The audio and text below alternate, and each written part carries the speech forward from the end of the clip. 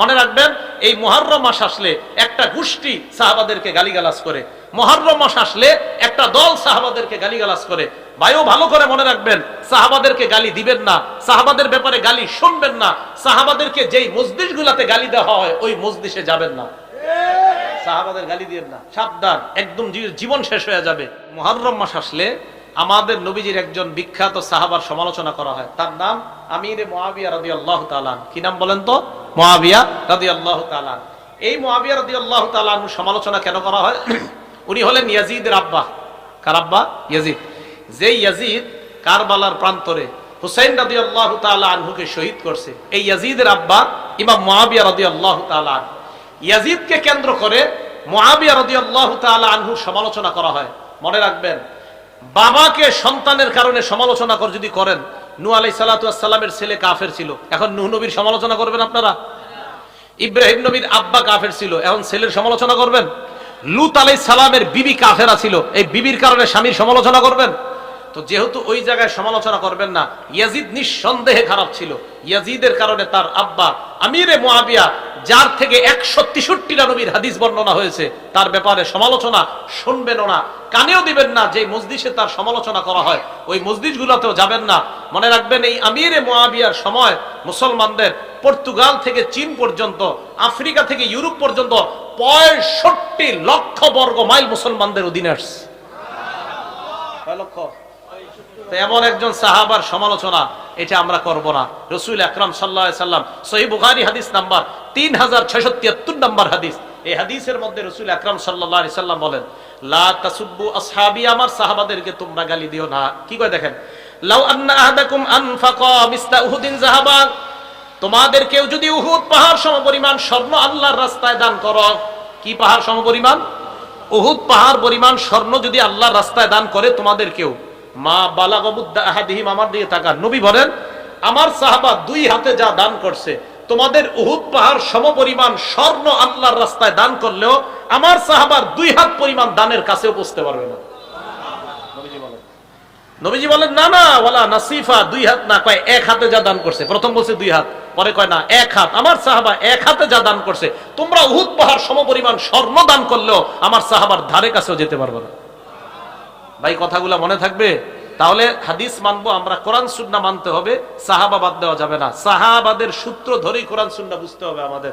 এই জন্য একদল সাহাবাদেরকে সমালোচিত বানাইতে চায়, কেন জানেন? তারা কেমন যেন কোরআন সুন্নাহর উপর আঘাত করতে চায়, আক্রমণ করতে চায়। এই জন্য সাহাবা সমালোচনা থেকে আল্লাহ আমাদেরকে হেফাজত করেন। বিসমিল্লাহ। আরেকটা হাদিস শুনেন, রাসূল আকরাম সাল্লাল্লাহু আলাইহি সাল্লামের এক সাহাবা, নাম আব্দুল্লাহ ইবনে আব্বাস রাদিয়াল্লাহু তাআলা আনহুমা, কিতাবের নাম শরহুত তাহাবিয়া, 693 নম্বর হাদিস। এই হাদিসের মধ্যে আসছে আল্লাহ রাসূলের সাথে কোন সাহাবা সামান্য সময় অবস্থান করা, আগে বলছে সারা জীবন, এই হাদিসের মধ্যে বলছে আল্লাহ রাসূলের সাথে কোন সাহাবার সামান্য সময় অবস্থান তোমাদের 40 বছর ইবাদতের চাইতে বেশি দামি। এই কথাগুলো আমি কেন বলছি জানেন? এই মুহররম মাস আসলে আমাদের নবীজির একজন বিখ্যাত সাহাবার সমালোচনা করা হয়, তার নাম আমিরে মুআবিয়া রাদিয়াল্লাহু তাআলা। কি নাম বলেন তো? মুআবিয়া রাদিয়াল্লাহু তাআলা। এই মুআবিয়া রাদিয়াল্লাহু তাআলা সমালোচনা কেন করা হয়? উনি হলেন ইয়াজিদের আব্বা। কার আব্বা? ইয়াজিদ। যে ইয়াজিদ কারবালার প্রান্তরে হুসাইন রাদিয়াল্লাহু তাআলা আনহুকে শহীদ করছে, এই ইয়াজিদের আব্বা ইমাম মুআবিয়া রাদিয়াল্লাহু তাআলা। ইয়াজিদকে কেন্দ্র করে মুআবিয়া রাদিয়াল্লাহু তাআলা আনহুর সমালোচনা করা হয়।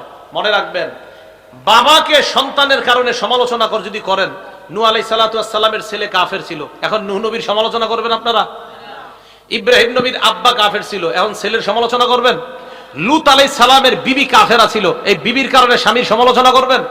তো যেহেতু ওই জায়গায় সমালোচনা করবেন না, ইয়াজিদ নিঃসন্দেহে খারাপ ছিল, ইয়াজিদের কারণে তার আব্বা আমিরে মুআবিয়া, যার থেকে 163টা নবীর হাদিস বর্ণনা হয়েছে, তার ব্যাপারে সমালোচনা শুনবেনও না, কানেও দিবেন না। যে মজলিসে তার সমালোচনা করা হয় ওই মজলিসগুলোতেও যাবেন না। মনে রাখবেন, এই আমিরে মুআবিয়ার সময় মুসলমানদের পর্তুগাল থেকে চীন পর্যন্ত, আফ্রিকা থেকে ইউরোপ পর্যন্ত 65 লক্ষ বর্গ মাইল মুসলমানদের অধীনে আসছে। কয় লক্ষ? এমন একজন সাহাবার সমালোচনা এটা আমরা করব না। তাহলে কোরআন সুন্নাহ বুঝতে হলে সাহাবা লাগবে, আর সাহাবাদের সমালোচনা আমরা কিছুতেই করব না। আল্লাহ আমাদের সকলকে সাহাবার সমালোচনা থেকে যেন আমরা বেঁচে থাকতে পারি, আল্লাহ তৌফিক দান করেন। বলেন তো, এখন কোরআন সুন্নাহ মানার ক্ষেত্রে মন দিয়ে শুনবেন। এই যে আমি 6টা হাদিস বললাম, প্রত্যেক হাদিসের ক্ষেত্রে একজন সাহাবার নাম বলছি না? প্রথম হাদিসের মধ্যে বললাম হযরত জাবেরের নাম, দ্বিতীয় হাদিসে মিকদাম ইবনে মাদি কারব, তৃতীয় হাদিসে আবু মুসা আব্দুল্লাহ ইবনে আব্বাস, চতুর্থ হাদিসে আবু মুসা, পঞ্চম হাদিসে আবু হুরায়রা, 6 নম্বর হাদিসে আবু হুরায়রা। এই যে সাহাবাদের নাম বইলে হাদিসগুলা বললাম, কি বোঝা যায়? সাহাবা ছাড়া হাদিস বলা সম্ভব না। কি বলা যায়, কি বোঝা যায়? সাহাবা ছাড়া হাদিস বলা। হ্যাঁ, যেহেতু আল্লাহ রাসূলের সাহাবা ছাড়া আমরা হাদিসগুলা বলতে পারবো না, তাই সাহাবাদের সমালোচনা আমরা কখনো করব না। কাদের সমালোচনা করব না? হ্যাঁ, মনে রাখবেন, কোরআন সুন্নাহ মানবো, মানার ক্ষেত্রে আমরা আল্লাহ রাসূলের সাহাবাদের ব্যাখ্যা গ্রহণ করব। ব্যাখ্যা গ্রহণ করার ক্ষেত্রে সাহাবাদের সমালোচনা আমরা করব না। কেন আমরা সাহাবাদের সমালোচনা করব না? মুসলিম শরীফের 2531 নম্বর হাদিসের বর্ণনা, আল্লাহ নবীর সাহাবা বলেন, সাল্লাইনাল মাগরিবা মা রাসূলিল্লাহি সাল্লাল্লাহু আলাইহি ওয়াসাল্লাম, আমরা আল্লাহর নবীর সাথে মাগরিবের নামাজ আদায় করলাম।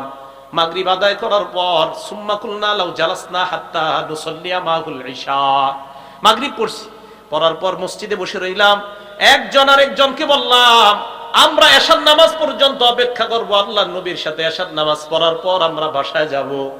আপনারা মাগরিব পড়ছেন মসজিদে, মাগরিব পড়ে বসে রয়েছেন, আপনাদের নিয়ত হলো ইমাম সাহেব এশা পড়াবে, এরপর মসজিদ থেকে বাসায় যাবেন। তো নবীর একদল সাহাবা বলেন, আমরা নবীর সাথে মাগরিব পড়লাম, মাগরিব পড়ার পর আমরা বসে রয়েছি, আমাদের নিয়ত আমরা এশার নামাজটা পড়বো, এরপর বাসায় যাব। তো সবাই বসে রয়েছে। খরজ আলাইনা রাসূলুল্লাহি সাল্লাল্লাহু আলাইহি ওয়াসাল্লাম, আল্লাহ নবী আমাদের সামনে আসলেন, আসার পর আমাদেরকে প্রশ্ন করলেন, মা জিলতুম হাহুনা, এ তোমরা কতক্ষণ যাবত এই জায়গায় বসে আছো? সাহাবারা বললেন, ইয়া রাসূলুল্লাহ সাল্লাইনা মাআকাল মাগরিব, আমরা আপনার সাথে মাগরিবের নামাজ আদায় করলাম, মাগরিবের পর আমরা বলা বলি করলাম, এশার নামাজ আপনার সাথে পড়বো, এরপর বাসায় আমরা যাব।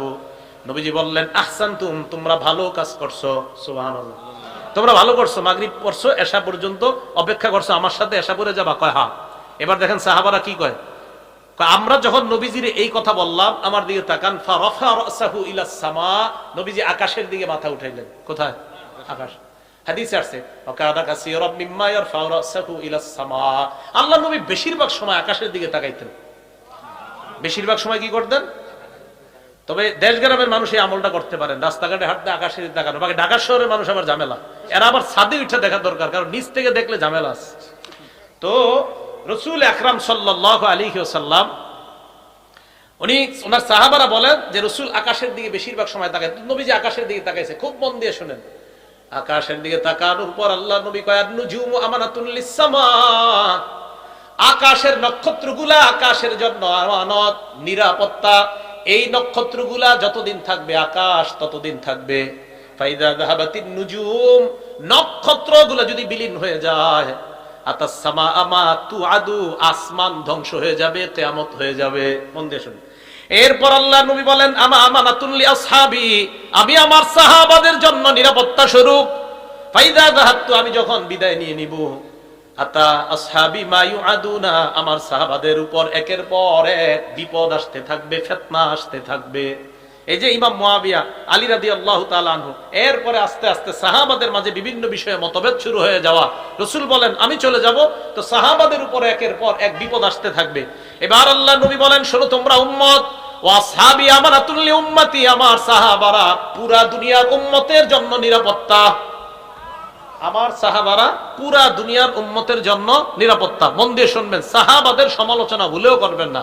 আল্লাহ নবী বলেন, ফাইদা যাহাবা আসহাবি, আমার সাহাবারা যদি বিদায় নেয়, আতা উম্মতি মা ইউআদুনা, তাহলে আমার উম্মতের উপর গজব এসে যাবে, আমার উম্মত যেন কিয়ামতের অপেক্ষা করে নেয়।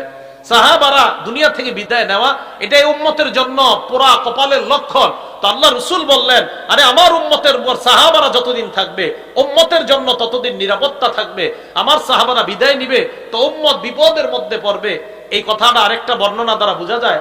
আস-সিলসিলাতুস সহিহা 3283 নম্বর হাদিস, এই হাদিসের মধ্যে আসছে রাসূল করিম সাল্লাল্লাহু আলাইহি সাল্লাম বলেন, লা তাজালুনা বিখাইরিন মা দামা ফীকুম মান রাআনি, তোমরা ততদিন কল্যাণের মধ্যে থাকবা যতদিন আমার সাহাবারা তোমাদের মাঝে থাকবে।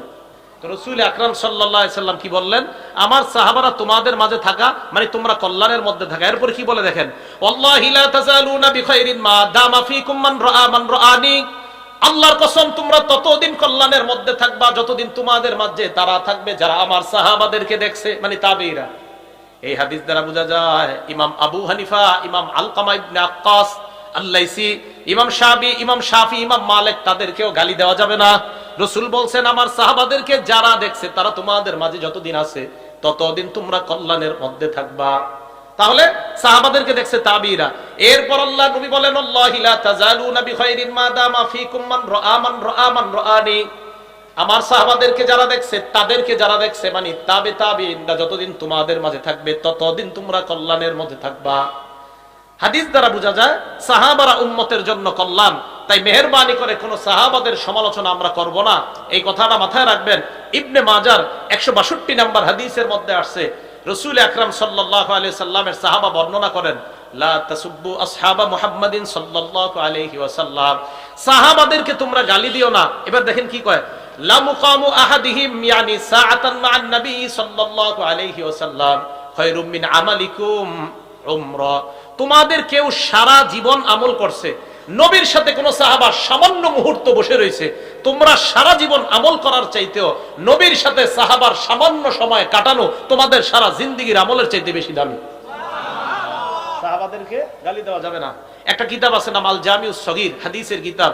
এই কিতাবের 8752 নম্বর হাদিস, ক্বালা রাসূলুল্লাহ সাল্লাল্লাহু আলাইহি ওয়াসাল্লাম, আল্লাহ নবী বলেন মান সাব্বা আসহাবি, আমার সাহাবাদেরকে যারা গালি দেয় ফালাইহি লানাতুল্লাহ, তার উপর আল্লাহর অভিশাপ, ওয়াল মালাইকা, ফেরেশতাদের অভিশাপ, ওয়ান নাসি আজমাইন, মানুষের অভিশাপ।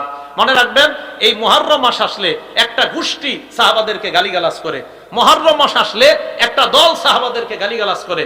ভাইও ভালো করে মনে রাখবেন, সাহাবাদেরকে গালি দিবেন না, সাহাবাদের ব্যাপারে গালি শুনবেন না, সাহাবাদেরকে যেই মজলিসগুলোতে গালি দেওয়া হয় ওই মজলিসে যাবেন না, সাহাবাদের গালি দিবেন না, সাবধান, একদম জীবন শেষ হয়ে যাবে। রাসূল আকরাম সাল্লাল্লাহু আলাইহি সাল্লাম, সহিহ বুখারী হাদিস নাম্বার 3673 নম্বর হাদিস, এই হাদিসের মধ্যে রাসূল আকরাম সাল্লাল্লাহু আলাইহি সাল্লাম বলেন, লা তাসুব্বু আসহাবি, আমার সাহাবাদেরকে তোমরা গালি দিও না। কি কয় দেখেন, লাউ আন্না আহাদাকুম আনফাকা মিসলা উহুদিন যাহাবা, তোমাদের কেউ যদি উহুদ পাহাড় সমপরিমাণ স্বর্ণ আল্লাহর রাস্তায় দান করো, কি পাহাড় সমপরিমাণ?